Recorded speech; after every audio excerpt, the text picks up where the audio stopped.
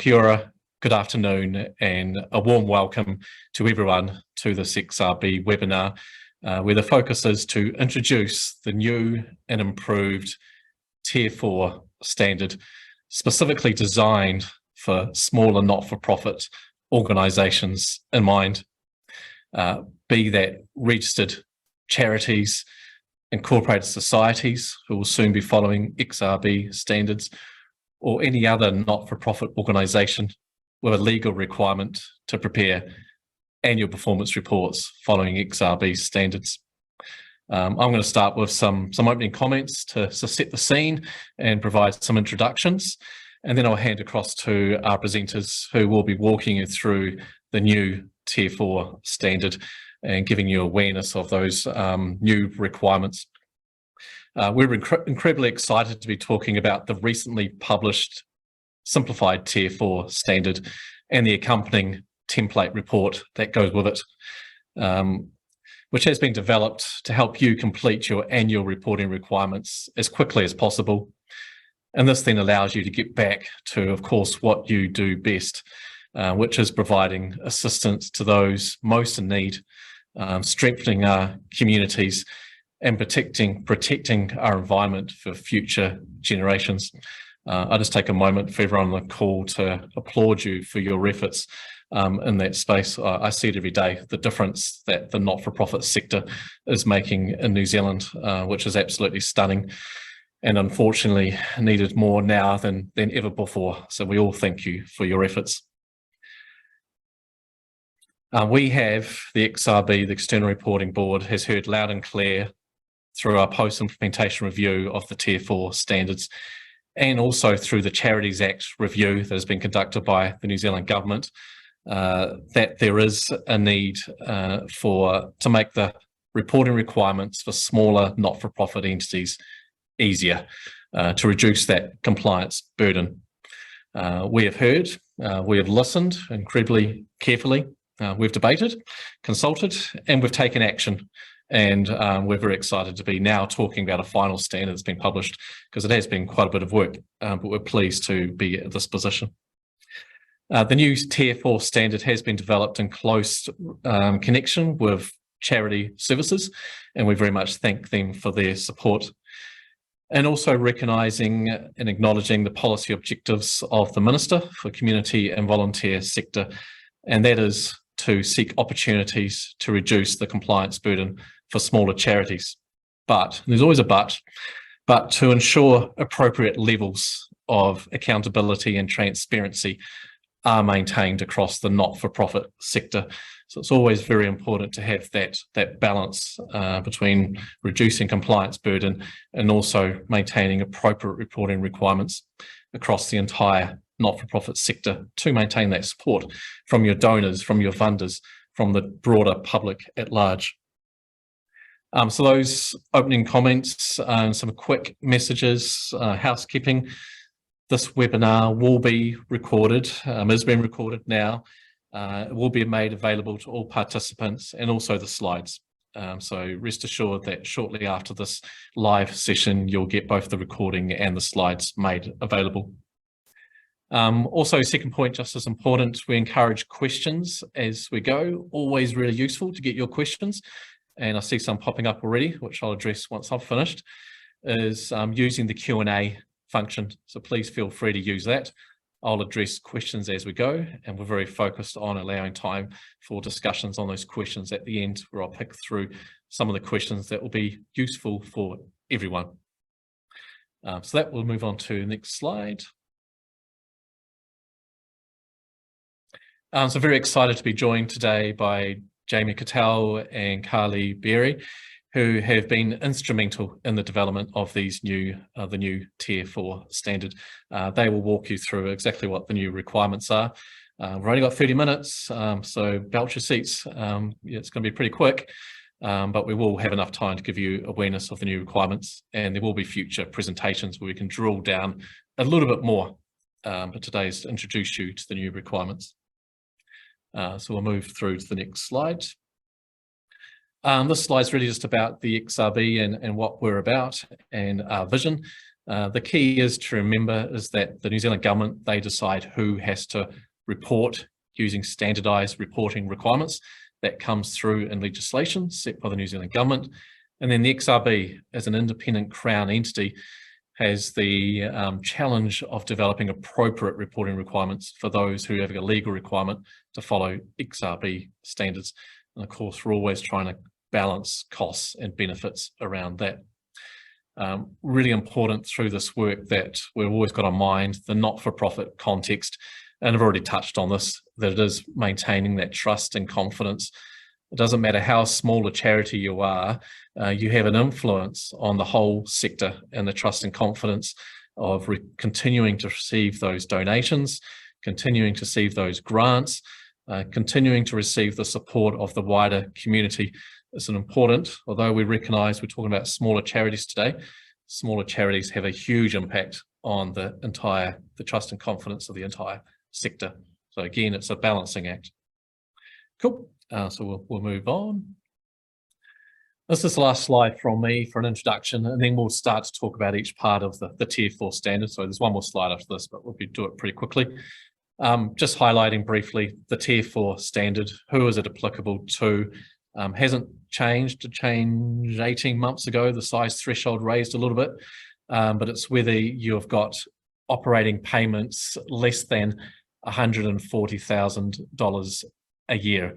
Operating payments being just about all your payments coming out of your bank statements, excluding purchase of assets like land and buildings, maybe some computers, that gets excluded, but everything else is included. So if you've got under 140K, you can use the Tier 4 standard, which is the minimum of requirements developed for smaller charities. The important point on this slide is that it's a cash-based standard. It's based only on the money you've received coming into your bank account and the money coming out of your bank account. For those that are been in the accounting side and a little bit older like me and growing up with accounting, it's not a balance sheet, it's not debits and credits, it's not double entry accounting. Tier 4 is just cash. Tell us how much money you've received, how much money you've paid. That's simple. If you like the accounting, and like me, you've grown up with it, then you may want to move up into Tier 3, and you've got that option. If you're small, but you want to go to Tier 3, absolutely you can go for it. And Tier 3 will be applicable if you want a balance sheet. That means you want to actually record all your assets you own, all your liabilities you owe to people. You want to record all of that in what gets called by accountants as a balance sheet. If you like that, if you're searching for that, if you like the idea of, we usually hear the comment, where's depreciation? If you want depreciation, then you're going to have to go into Tier 3. Tier 4 is simple. It's just the cash money coming in and out of your bank account. So just highlight that you have got the option to move to Tier 3, which is still very simple. But for the rest of this presentation, we're very much focused on only on Tier 4. Cool. Move on. Just so you've got the line of travel, so we'll just click through of what's coming, and that will provide a brief overview of the standard, high level, and then we're going to go through, and I'm going to be handing across to the experts, the staff, each part of the Tier 4 standard. And there's only 4 parts, 4 sections, and then 4 parts of the notes. And then finally, we'll talk about a bit of a drum roll when you can start using these new requirements, because hopefully you're going to like them because they're reduced and simpler compared to the current requirements. And then I've already done too much talking. We're very much focused on getting to questions. So we want to really keen to allow 10 minutes for that. Cool. Okay, so I'll hand across to Carly. Thank you very much. Thanks, Anthony, and good afternoon, everyone. So when making changes to the Tier 4 standard, our focus was to make the requirements easier and simpler for you to apply, while also ensuring that you report the information your readers need to know. So how do we do this? So first, we shortened the standard from 32 pages to 20 by removing unnecessary or duplicated information. So for example, we removed some definitions and explanations that are already covered in other documents. This will make it easier for you to read and follow the standard. Second, we worked on making the standard easier to understand by reducing the number of accounting terms and explaining them clearly when they are used. This will make it easier for you to understand and apply the standard without needing a lot of technical knowledge or expertise. And third, we simplified the standard by removing those requirements that are not essential or relevant for Tier 4 organizations. We've also made it clearer what you're expected to report by largely removing the need for you to decide what needs to be put in the performance report. And lastly, our simple Tier 4 template contains the minimum requirements that you need to comply with when preparing a performance report. So by making these changes, we have made the Tier 4 standard easier to read, understand, and apply without compromising the quality and credibility of Tier 4 performance reports.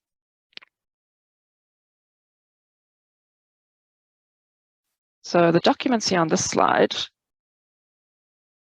are ones that we issued last month in May. So the link at the top of the slide takes you to our website, where you can find a copy of the standard, additional guidance material, and our templates. The reporting template you can see on this slide is the simple version of our full template, which contains only the required information needed to prepare the performance report.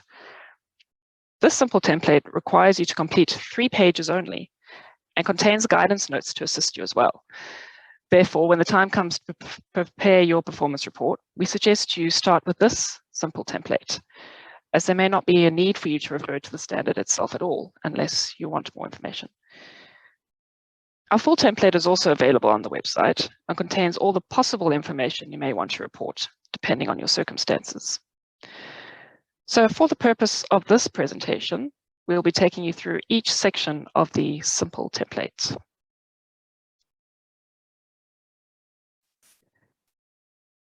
So what is the Tier 4 performance report and what goes into it?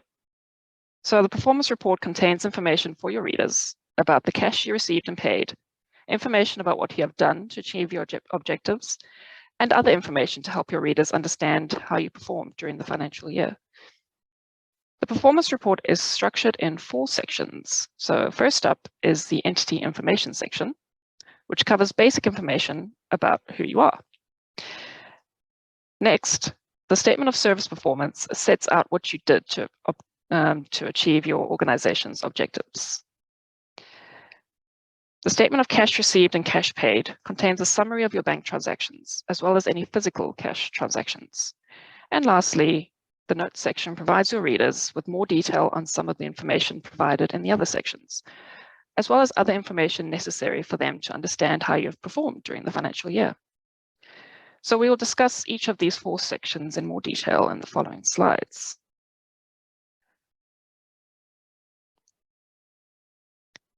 So first up, the entity information section covers who you are, as I previously mentioned. So the goal of this section is to give your readers some basic details about your organization, such as your legal name and the type of entity you are. So for example, a company or incorporated society. If you are a registered charity as well, then this is also useful information that you can put down here. The information you need to complete this section can be found in your constitution and, if you are a registered charity, in the charities register. And that is all the information that this section requires. And the example there just shows you what this entity information section looks like in the simple Tier 4 report. So moving on to service performance. So the statement of service performance covers what you did during the financial year. So the goal here is to provide readers with a description of your main activities and, if possible, provide quantities for these activities. You do not have to list every activity you did during the year, though. Only those that you would consider to be your main activities done to achieve your objectives. So the example on this slide, again, is from our simple Tier 4 template and shows one way that you can set out this information. The standard does allow you to use other formats, though, such as graphs or infographics. So you can amend the template if you think that a different format works best for your readers. So I will now hand over to Jamie to continue. Thank you.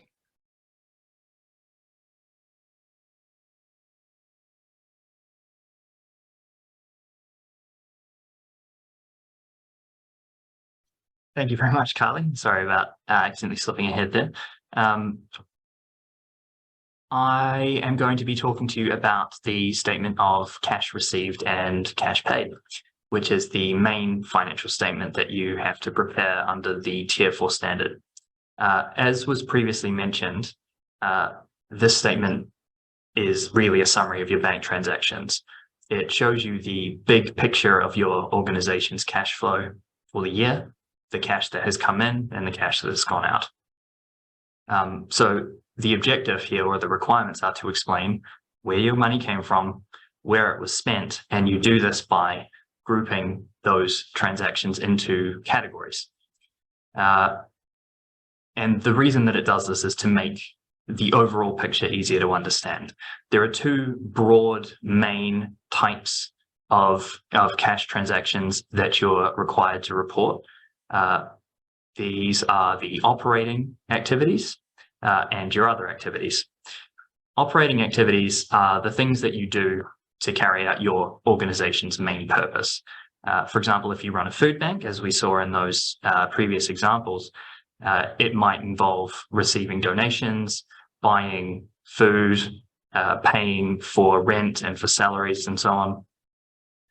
And then you have other activities, which are the things that aren't directly related to your main purpose, but still affect the amount of cash that you have.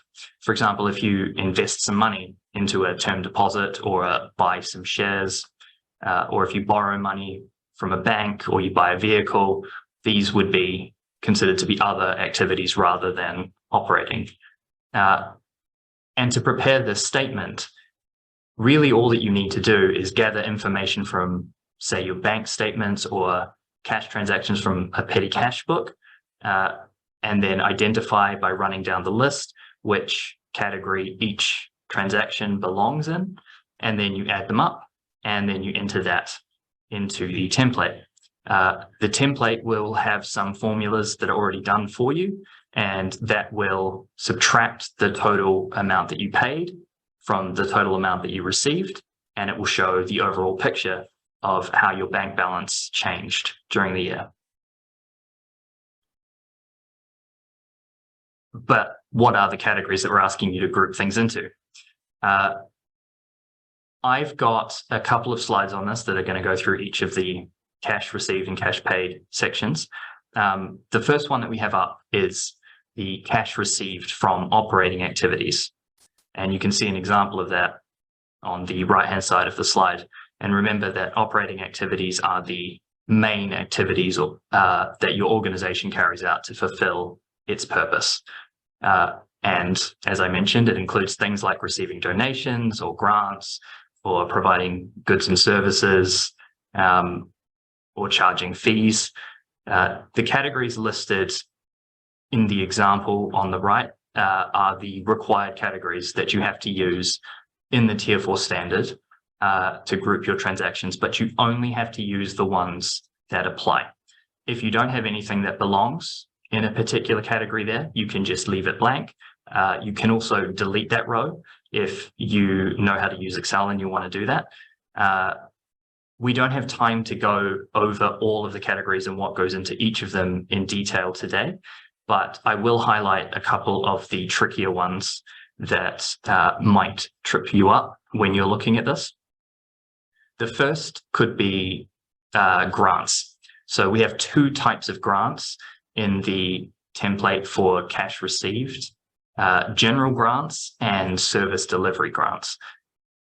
General grants are those that are received in support of an organization, but aren't linked to providing specific goods or services. So you have a grant agreement with someone to pay you a lump sum amount of money in support of what you do, but not in exchange for you doing a particular thing. Service delivery grants, on the other hand, are tied to those specific outputs or activities or things that you've done, such as delivering a particular training program to a group of people or constructing a community playground, something like that. And these are generally kept separately because they have different implications for what your organization has to do. Another tricky category is commercial activities. So this was a new one, and it came in response to feedback that we'd received. These are the activities that generate income from selling goods or services, so cash you get for selling something or providing a service that's not related to your entity's main objective. For example, if you're a registered charity and you sell merchandise, or you have a secondhand goods shop, or you operate a cafe, or you provide catering to businesses in an area as a way of raising funds, you could report these transactions, the cash received, in the commercial activities group. And we call them commercial activities because they're similar to what a business would do. So that is cash received from operating activities. Next, we have cash paid for operating activities.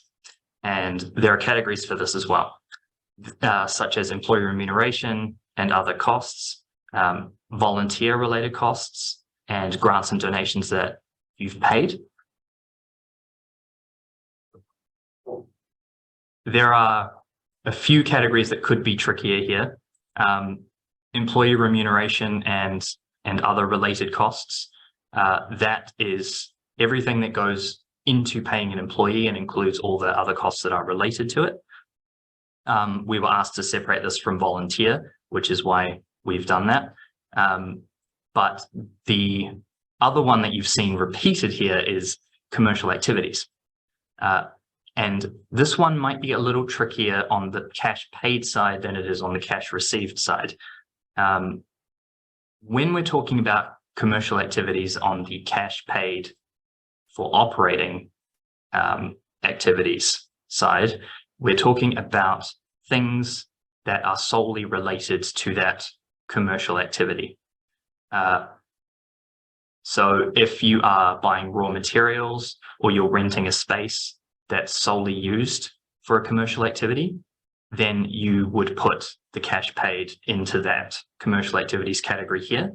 On the other hand, you might have some other costs that you have to pay, like rent or utilities, insurance, or office supplies, things that support the whole organization in total, but aren't solely related to that commercial activity. Even if they are partially related to it, they are still more general costs and would go in the other category we have below that, which is your other costs related to the delivery of entity objectives. You're not required to try to split it, break it apart. If it's not easily able to be assigned to just that commercial part, you would generally put it in the other related to delivery of your objectives. And so these two sections together, the operating activities sections, cash received and cash paid, they will show you how much money your organization is receiving and spending as part of its core activities. But that leaves us with the final part on the statement of cash received and cash paid, which is the cash received and paid for other activities. So these are the things that you do with your money that's not directly related to your main goal, but still affects how much cash you have. Generally, this means we're talking about buying and selling assets, so things like shares or equipment or a vehicle, but it also includes things like borrowings that you might take out from a bank or you've borrowed from other people. They're called other activities because they're not part of the main, and so they have to still go in here because otherwise the statement won't actually add up and show you the picture of how your bank balance changed, because they still result in a change in your cash on hand. So that's a very quick tour through the statement of cash received and cash paid, but that brings us to the final section of the template, which is the notes section. And the goal of this section is to provide other key information about your organization. So things like your significant assets, your significant liabilities, and your related party transactions, and also correction of errors, although for most organizations, this piece ends up being blank because it is only used if you found a mistake that you need to correct. So really, the bulk of it is just those first three. The first one we have is the significant assets. These are the things that your organization owns that have generally a longer life or can be used into the future. We'll talk about that in a second. Then you've got significant liabilities, which are the amounts that you owe to others or you have to pay in the future. And then the third main chunk there is the related party transactions note. This is to do with the transactions that have that are related to or with people that have influence over what your organization does. Carly's going to cover that in a moment as well. So let's look at each of them in a little bit more detail. Significant assets. As I mentioned, these are the things that have a higher value and can be used for a longer time. For example, land, buildings, investments, and amounts that you've lent to other people. You need to report on these because it shows how your organization is using its resources and what it might be able to do in the future. There are a list of 4 categories that are on the right-hand side of that slide, and those are the only 4 categories you have to worry about. So we've got land and buildings, vehicles, investments, and loans, that amounts you've loaned to others. You don't need to report on other things that you own, such as small amounts of furniture or office supplies. While they might also be assets in some circumstances, they're not significant enough for us to mandate their reporting under Tier 4. To report on them, in an ideal world, you'll know how much they're worth. For example, for land and buildings, you would want to have a look at whether you've got the invoice or contract for purchase. You can also look at the rateable value for land and buildings that's given out by the council. For vehicles, for example, you could use the invoice, or you could have a look online to find an equivalent market value. For investments, you'll usually get a bank statement or an investment statement from a manager. And for amounts that you've loaned to others, you can usually use an original agreement or evidence of a transaction that shows the original amount that you lent out. Similarly, we need to know about the significant liabilities, the amounts that your organization owes to other people. And it's important to keep track of them, because if you have a debt that you owe to somebody else, it's important for the reader to know about that when they're assessing the organization. And there are different types of liabilities, but in Tier 4, we've only got 3 main categories. Loans and other borrowings, which we really mean from a bank loans and other borrowings, and then amounts that you might have borrowed from other people. So somebody's just given you some funds to cover you over for a month, and you will pay it back shortly. And then any funds that you hold on behalf of other people. So if you say collect money that you then pay out as part of, say, you organize a sports trip, and the club members all sort of pull their money, but you haven't actually purchased anything that you need to buy for that trip yet, you could put it there. In terms of sources where you can find these values, you can have a look at your bank loan statements. You could have a look at any other agreements that you signed to borrow funds.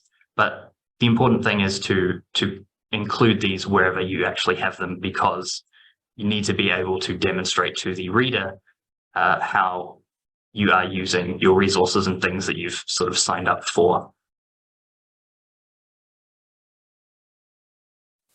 And that is everything except for the related parties note. So with that, I will hand back to Carly. Thanks, Jamie. So as Jamie mentioned, the final note we will cover today is for transactions with close relationships, which are also referred to as related party transactions in the new standard and in legislation. So for the purposes of the performance report, your organization would have a close relationship with individuals such as board members or trustees, or others that hold senior management positions, as well as a close family of these individuals, such as their partners or children. You may also have a close relationship with other organizations, such as one that controls your organization. Overall, the key characteristic of a close relationship for the purposes of reporting is that the other party has the ability to make decisions about what your organization does. So the transactions you have with your close relationships could take many forms, such as the sale of goods or providing free services. Providing information about these transactions in the performance report is important for your readers because these transactions can influence how you operate. So for example, you may loan cash at a below market rate to a board member, even though you would not typically undertake this type of transaction with an unrelated party. These transactions can also expose you to risks and opportunities that you would not otherwise have had, since these transactions often have different terms and conditions compared to those not involving close relationships. So for example, a board member may provide you with free legal or accounting services, which would allow you to then put more of your resources into achieving your objectives. So what information do you need to provide in the performance report? So firstly, and most importantly, you only need to provide information on your significant transactions with close relationships. To determine whether a transaction is significant requires you to think about what your readers need to know and whether knowing about a specific transaction would influence their understanding of your overall performance during the year. So therefore, receiving free legal services may not qualify as significant if you do not undertake complex transactions requiring legal expertise. But selling a building to a partner of a board member is something that readers would be interested to know about, as the building is a significant asset for a Tier 4 entity. For those significant transactions with close relationships, you must describe the nature of the relationship and provide a description of the transaction in your performance report. You must also provide both the total amount paid or received, as applicable, and the balance of any significant amounts owing to or from close relationships at the end of the financial year.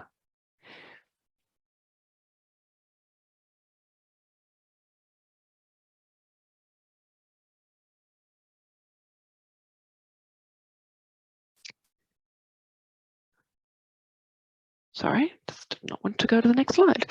So this slide shows the format from our simple Tier 4 template. If there are no significant transactions from close relationships, then you can delete the table and retain the note that states that there were no transactions.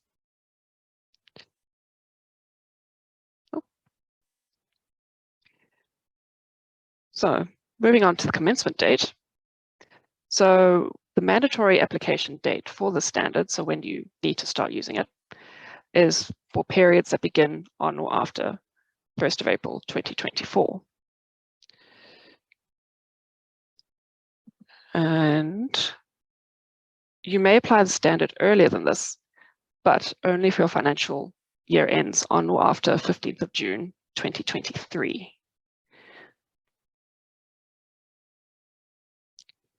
So that brings us to the end of our presentation. So then we can go to questions. Thank you very much. While Anthony's having a look at the Q&A there, I know we just listed a lot of dates quite quickly, but the important thing to take away is that you can use the new standard for years that end after 15 June this year. So if your balance date is 30 June 2023, you can use the new standard and the new template if you want to.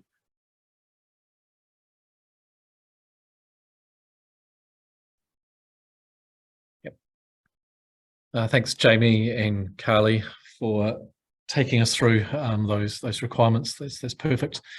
We're getting lots of questions, and I've been trying to answer them as quickly as possible through the Q&A function. I will go through a few of them. Just noting it's 12:37. We will go through to quarter two. And then for those that want to stay on, we'll continue to answer as many questions as possible. But we'll see what we can achieve by the allocated time, which is quarter two. But we will keep going for a little while for those that want to stay on, and hopefully we'll get to your question.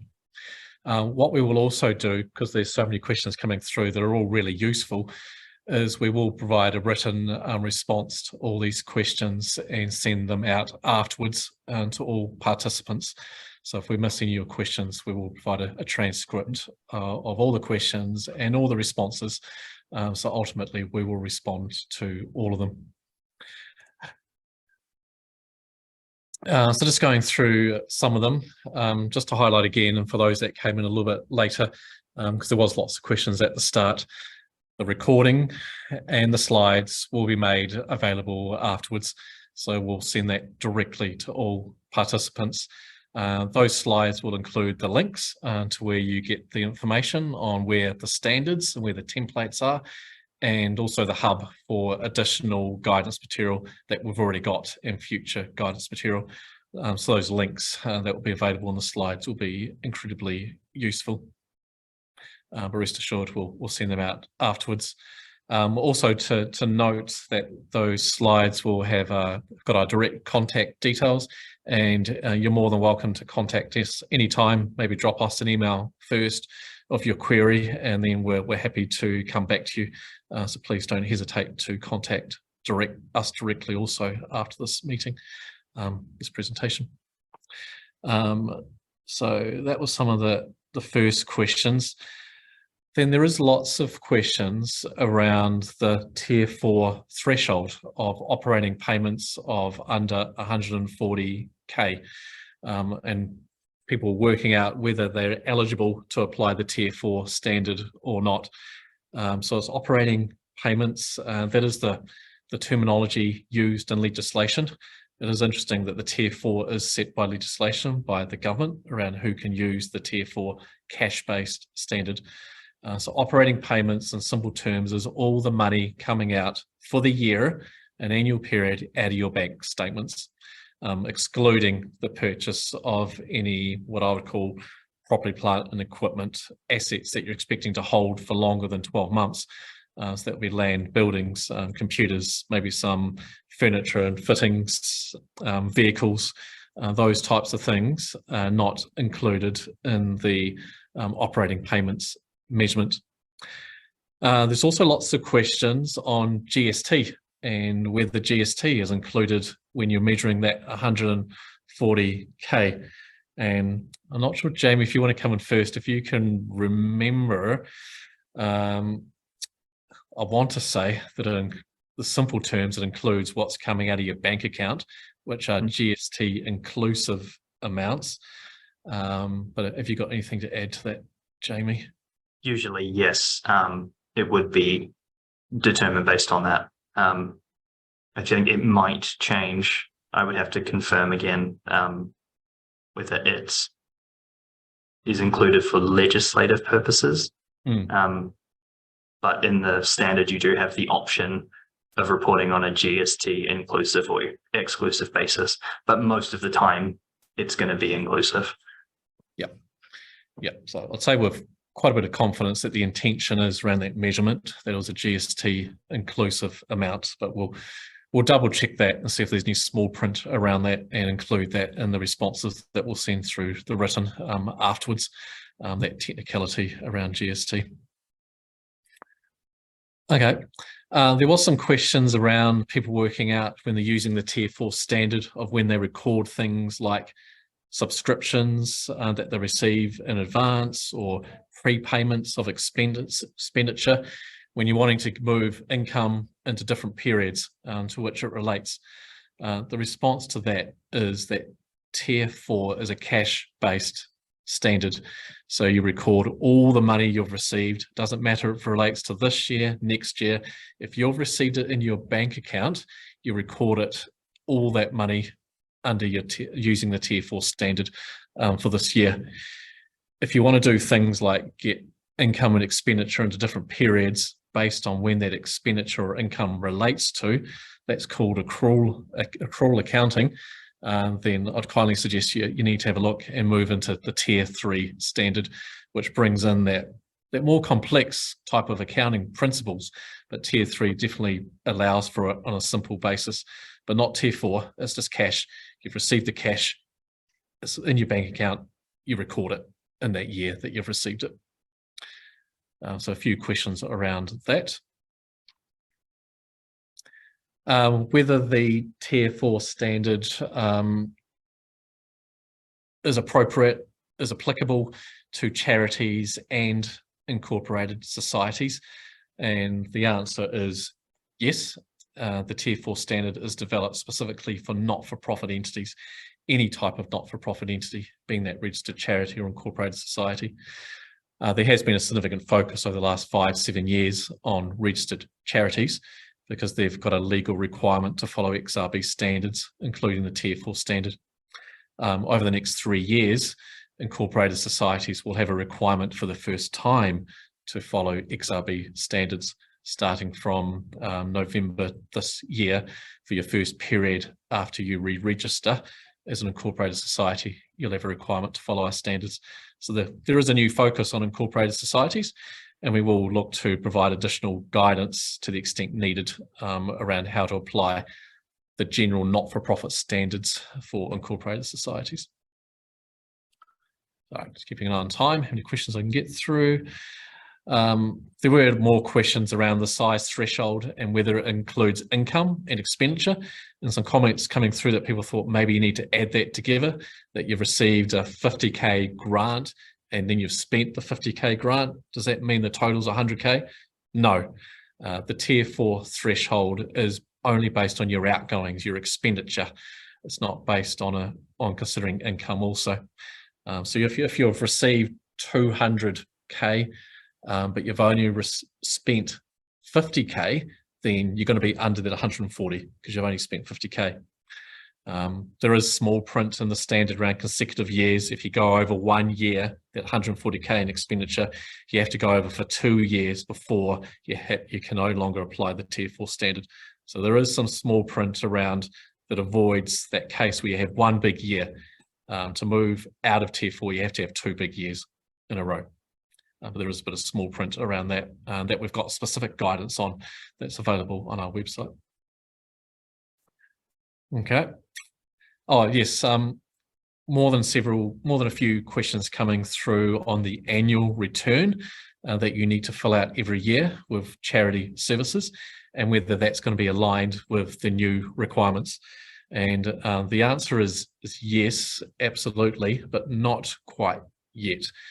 Charity services are currently working on updating their annual return form. And once that's updated shortly, hopefully, that's their intention to do as quick as possible, it will be aligned with the new requirements.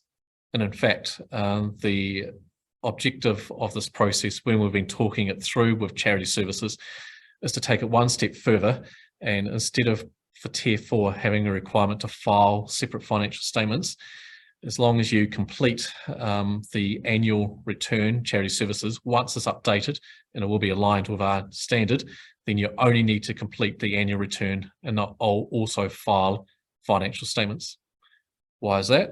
It's because the annual return will include everything that's required by our standard, and charity services are fully on board with reaching that outcome. Just not quite aligned yet, but we'll get there as soon as possible.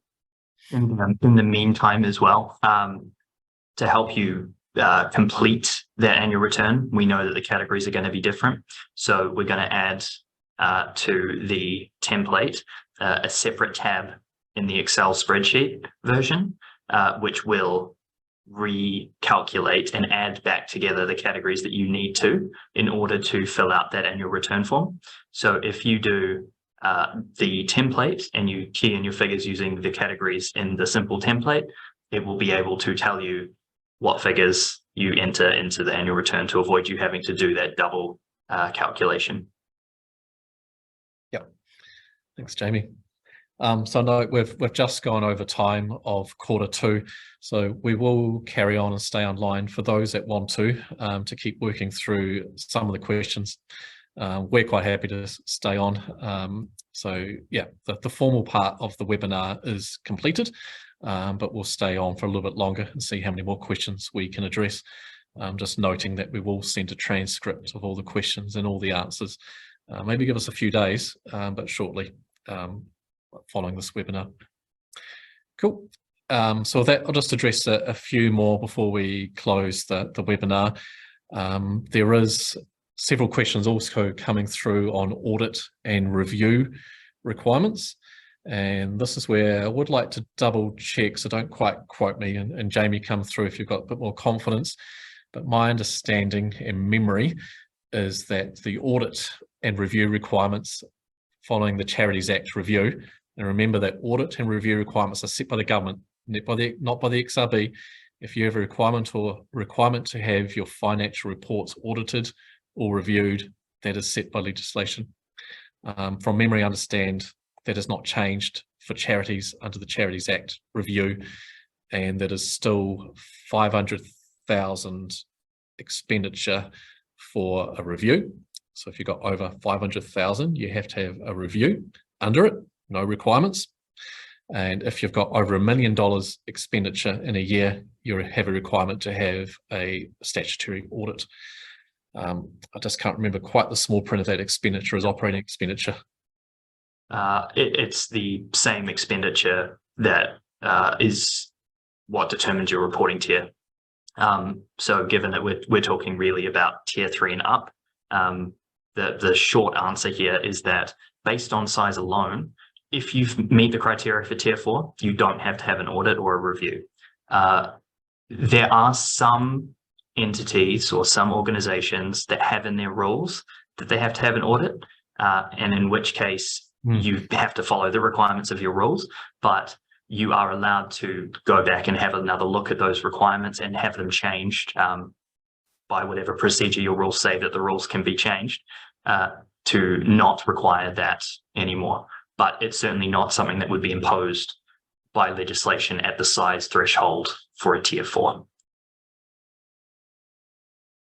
Yep. That's a brilliant answer. Thank you, Jamie. So we've got, while I've been talking, 66 questions come through, which is brilliant because it means we can go back and look through them and answer them. And I know those questions will be very useful for everyone, and we can look to summarize them. Some are very particular, so I have the risk of giving the wrong answer. So I would rather come back on some of these once we've had time to look at them. But there's lots of questions around this, the categorization of specific types of expenditure. So we can come back with that and give you specific answers. That's not difficult, but I'd rather avoid doing that on the spot. I can say that we are working on some guidance that we're going to be adding to our hub page on our website that will provide more detail on what each of the required categories are and go through the kinds of things that might go into them. So just keep an eye out for that. It is coming. Yep.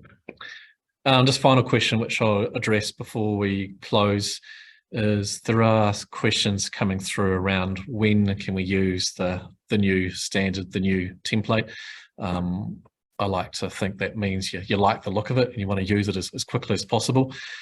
So one of the questions, just to make it a bit more real, is can we use it for year end 31 May 2023? There'll be many charities and entities still working through that. So do you want to answer that, Jamie? Unfortunately, no. You can't use it for 31 May. Under legislation, when the External Reporting Board issues a standard, there is a 28-day period before it kicks in. And once it kicks in, if your accounting periods end after that date, that's when you can start using it. So in this instance, it was 15th of June that it became effective. And so if your period ends after that 15th of June date, that's when you can use it. So unfortunately, not for 31 May, sorry. Yep. It's just that the legal requirements when issuing new standards, they are considered that they are secondary legislation. So we can't make things, we can't go backwards and get people to apply standards for periods when those new standards didn't exist, unfortunately. Cool. So I think we will finish there. Really appreciate all the questions, and we will respond to all of them and send through those written responses, so you can look out for them. And please feel free to contact us afterwards. We're very much here to help. Charity Services are here to help. I see in the Q&A there's some links that are really useful to Facebook groups and other support groups that are being set up to help smaller charities. That's absolutely brilliant, where people can share their questions and share their learnings. And we fully appreciate that the reports developed by smaller charities are often done by the volunteers. You're the last one to attend the meeting and you've been handed the role. There's a high amount of turnover. So there's questions now. There will continue to be questions in the future because people want to do the right thing. My final message will be, don't get too worried about getting this wrong. As long as you give it a go, everyone's happy. And what I mean by everyone's happy, the regulated charity services are happy. Your readers will be happy. Often there's no right or wrong. It's just giving it a go, and don't be too scared by it. And if there's something where you're just not sure where it fits, you can add additional description to make it clearer. You can always add to your own reports to make it easy to understand. But you're never going to get in trouble by trying, and that's all we're encouraging. And I promise you, once you give it a go for a few years, it will get significantly easier. But with that, thank you for everyone's attention. We've had large numbers here today. People have stayed on. I get a sense that you'd be quite happy for me to keep working through all the questions. I am tempted, but I'd rather come back with the full and confident answers. So we will come back afterwards. So thank you very much for everyone's attention. We absolutely look forward to providing future webinars, and we look forward to speaking again soon. So thank you, everyone. Have a great day.